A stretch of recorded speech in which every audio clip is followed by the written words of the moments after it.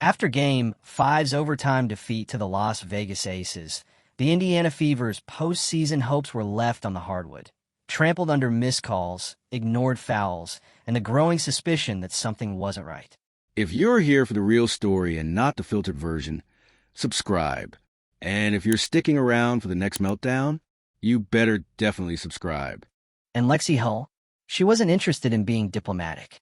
4 or 5 games, she'd watch her teammates get mauled without consequence, pushed through her own injuries, and stayed quiet. Until now. She didn't name names, but the subtext couldn't have been clearer. The officials had made their presence felt in all the wrong ways, and Lexie had had enough.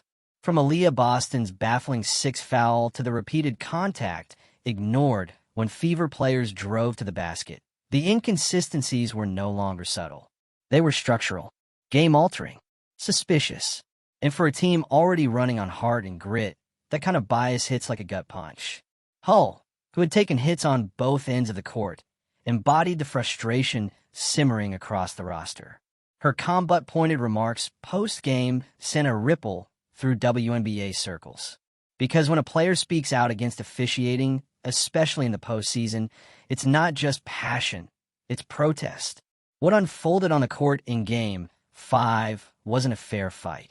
The Fever were battered, bruised, and still pushed the Aces into overtime.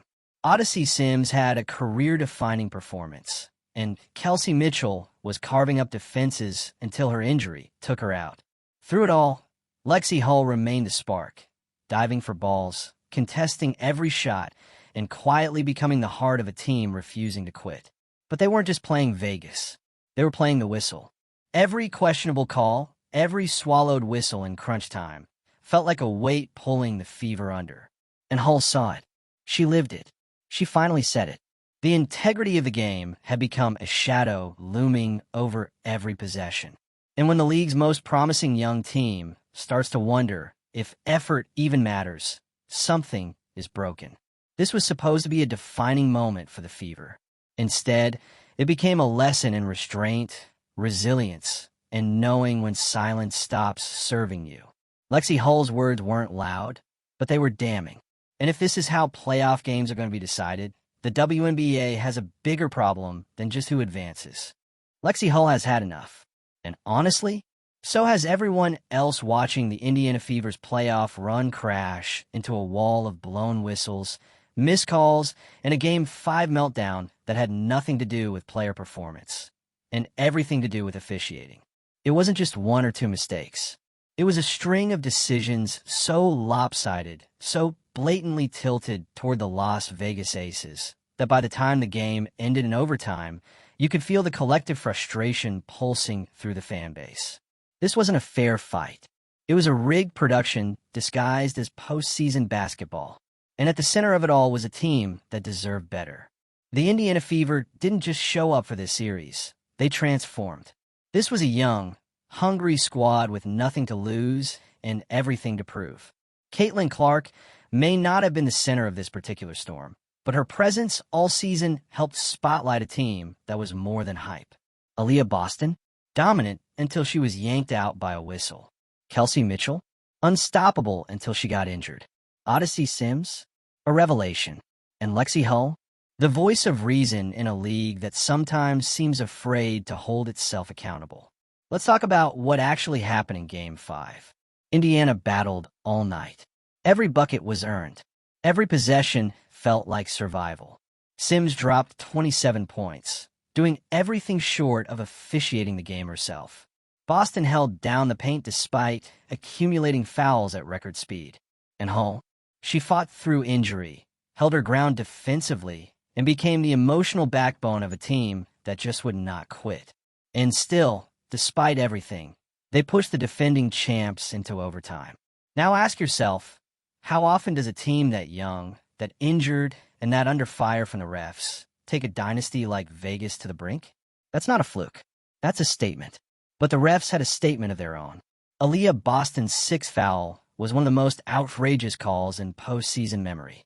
Soft contact, standard playoff physicality. And just like that, she's gone.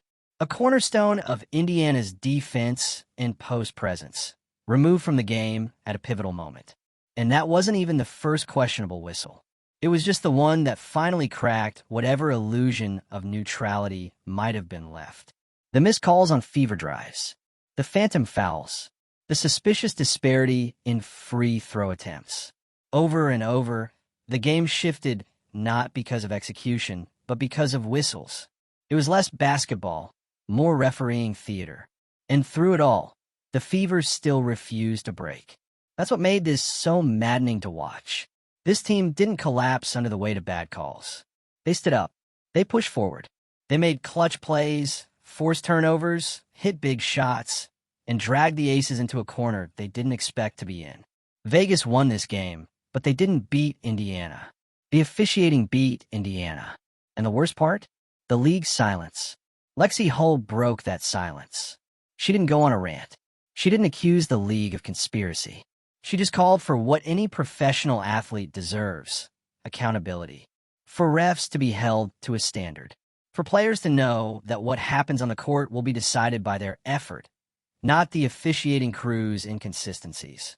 That's leadership. And it's the kind of leadership this Fever team has shown all season long. Because let's not forget, this team started the season as a rebuild project. The pieces were there, but no one expected this.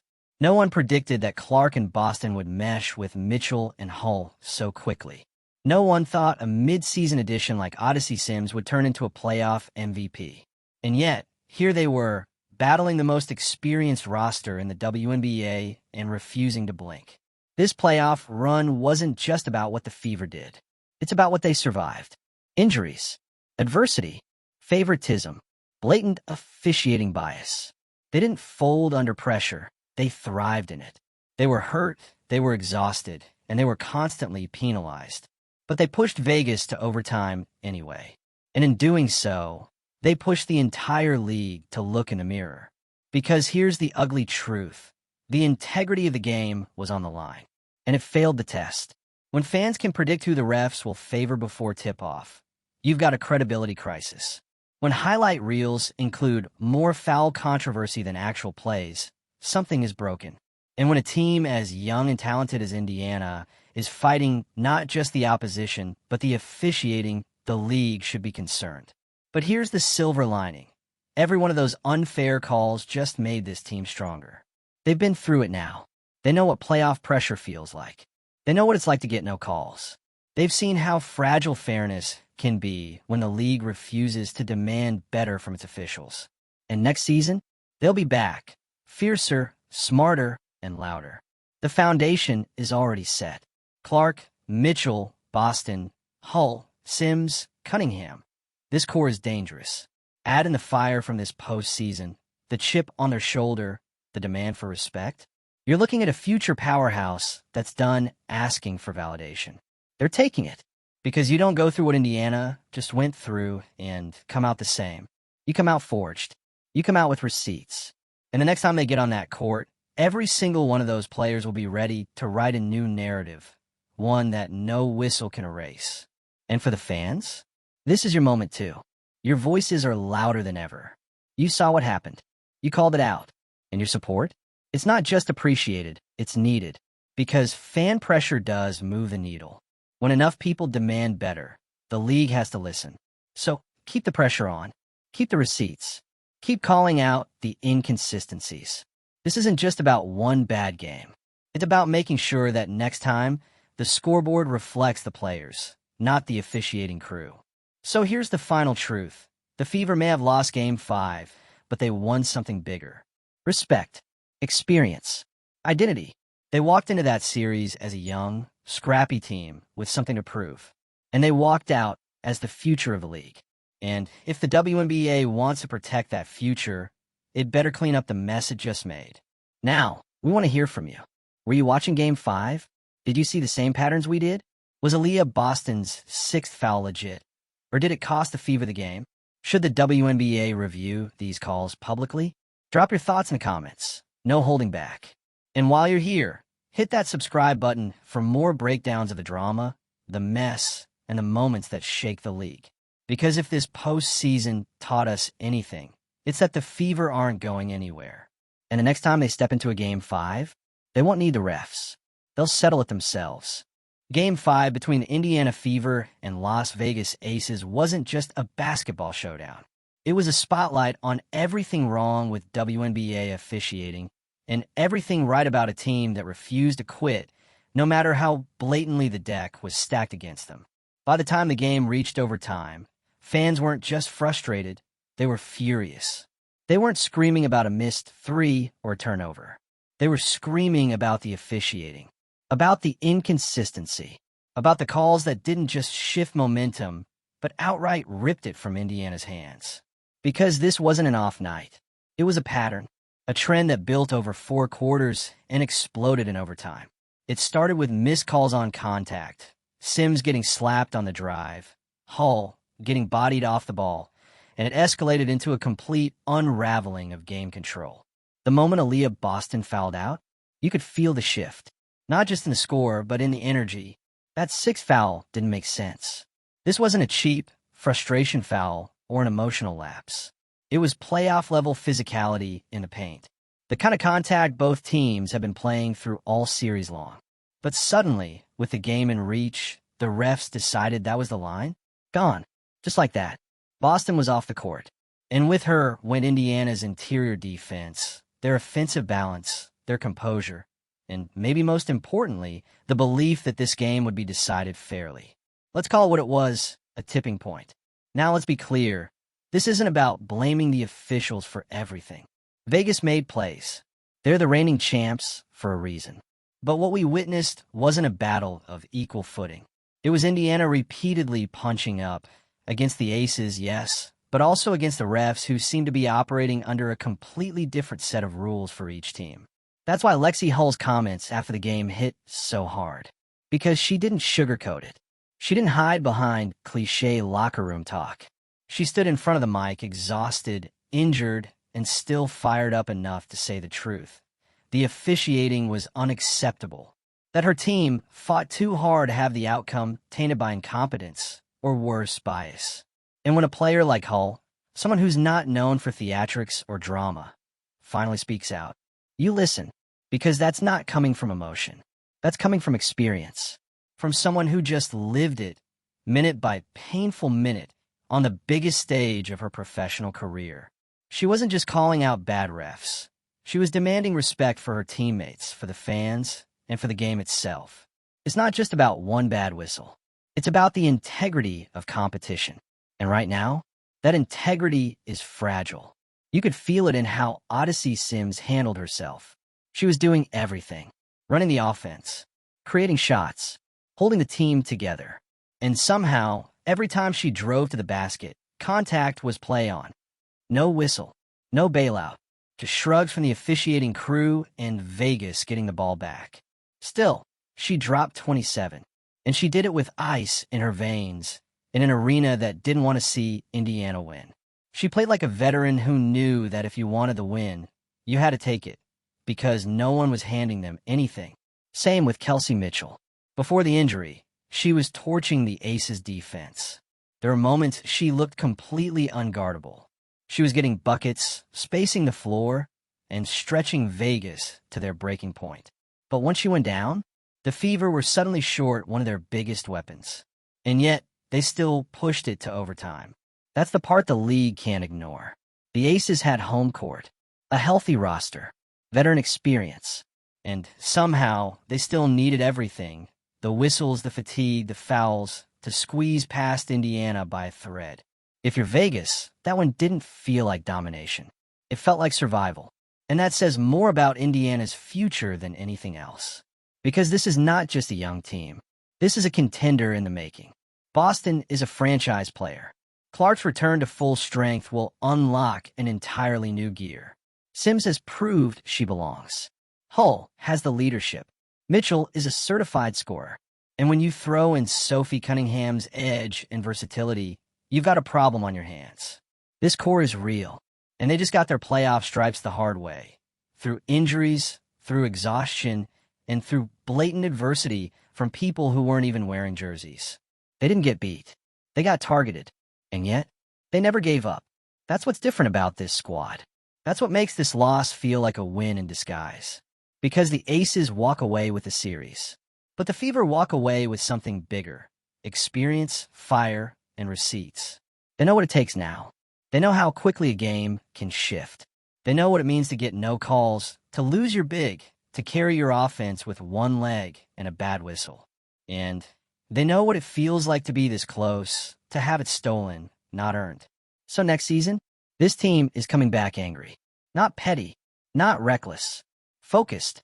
And they'll be gunning for every single team that stood by while the league let this happen. Because they know now, the only way to shut the noise down is to blow the doors off. You take the refs out of the equation by making it undeniable. You leave no doubt. And if this playoff run proved anything, it's that Indiana is dangerously close to doing just that. All the pain, that's fuel. All the bad calls, motivation, all the ignored complaints, that's going straight on the locker room wall. This is a team with vision now, with scars, and with unfinished business. The question is, does the league even realize what it's created? Because this kind of disrespect doesn't make teams shrink. It makes them rise. And next season, when the Fevers start checking off wins and dismantling opponents, don't act surprised. Don't call it a breakout year. Call it what it is, a response. A response to the silence, to the bias, to the officiating that turned Game 5 into a scandal. Lexie Hull didn't speak out for clout. She did it because someone had to. Because if players don't stand up, nothing changes. And the fact that she had to do that at all, that should be embarrassing for the league. But instead of addressing it, the league moved on. No statement, no explanation, just a pat on the back to the Aces and a shoulder shrug to Indiana. Cool, that's fine, because the Fever don't want your sympathy. They want wins. They want rings. They want to make sure that the next time a series is on the line, they're the ones writing the ending. And the fans? They're not going anywhere. This team just showed more heart in 5 games than most franchises show in 5 years. And people see that now. They feel it. The support is real, and it's growing. So keep speaking out. Keep demanding answers. Keep calling for better. Because change doesn't come from silence. It comes from pressure. Let the league feel it. Let them know that the fans saw everything. That we're still talking about Game 5 not because of who won, but because of how they won. If you watch Game 5, you know exactly what went down. It wasn't a storybook ending. It was a gut punch. The kind of loss that sticks with you. Not because the other team was better, but because the game wasn't allowed to be decided by the players on the court. Let's call it for what it was. That game was stolen. And it's not even about just one whistle. It's about how the officiating was used like a scalpel. Not loud, not obvious, surgical. Quiet fouls that chipped away at Indiana's rhythm. Selective whistles that stopped runs before they started. Missed calls that drained momentum. And worst of all, they waited until it mattered most to make their loudest move, Aaliyah Boston's 6th foul. You could hear the groans. Not just from fans, but from analysts, players, everyone. That wasn't a foul. That was a message. A statement. One that said, this game isn't going the way you think it is. And when Boston fouled out, that was the moment a generation of fans watching this new-look Fever squad had to reckon with something older, uglier, and systemic. That talent alone doesn't always win. That grit can't always outwork a bad whistle. That in this league, even the team of the future can get played like pawns if the power behind the scenes wants it enough. The Aces didn't win that game. The game was managed for them. You don't have to be a conspiracy theorist to say it. You just have to have eyes. Look at the foul disparity. Look at the timing of the calls. Look at who was allowed to play physical and who was punished for the exact same contact. And then try to tell us it was a fair game. But here's where it gets interesting. Even with all of that, every single obstacle, Indiana still had a chance. And that's why this loss is so painful. Because they didn't lose because they weren't ready. They lost because they weren't allowed to finish what they started. Let's talk about Odyssey Sims again, because her performance has been criminally underappreciated. 27 points. Most of them in high pressure. If I miss, we're done moments. She carried the offense. She organized the chaos. She led, and she did it while taking hits every time she touched the paint. And not one of those hits earned her the benefit of the doubt. Kelsey Mitchell, too. She was cooking early, carving up the Aces' defense with ease, until injury pulled her off the floor. And when she was gone, Indiana could have folded, but they didn't. They leaned harder, played smarter, ran through contact. Still, no whistles. And Lexie Hull, she was the quiet storm, the one doing the dirty work, the one taking screens to the chest and chasing cutters like her life depended on it. She took hits, fought through a lingering injury, and when the final buzzer sounded, she didn't just leave it on the floor. She picked up the mic and said what we were all thinking. Accountability, transparency, fairness. Hull didn't scream. She didn't throw shade. She just told the truth. And in doing so, she cut through all the post-game noise. It wasn't bitterness. It was clarity. A call for the league to stop pretending this isn't a problem. Because the WNBA is growing fast. Viewership is up. Coverage is up. Fan bases are multiplying. And with that growth comes scrutiny. People are watching now, and they're not going to ignore it when a playoff game looks like it was pulled from a script. This was supposed to be a showcase. It turned into a scandal. And the only people who came out of it looking better than they went in? The Indiana Fever. Because what they did under that kind of pressure, with that kind of adversity, speaks volumes. They didn't whine. They didn't melt down. They responded with fire, with execution, with hustle, and yes, with grace. Because even in the middle of the chaos, they kept playing. That's what makes this team different. They're not just here to win games. They're here to change the standard, to demand better. And now that Lexie Hull has broken the silence, it's out there. You can't ignore it anymore. The conversation has started. And here's the best part. This isn't the end. This was the start of a new era. Next season, the Fever are coming in angry, focused, and ready. And no matter how loud the whistles are, the statement they'll make will be louder. So drop your thoughts in the comments. Was it rigged? Should the league investigate? What do you want to see from the Fever next season? And if you're not already subscribed, now's the time, because if you thought this season was wild, just wait. The revenge tour is about to begin.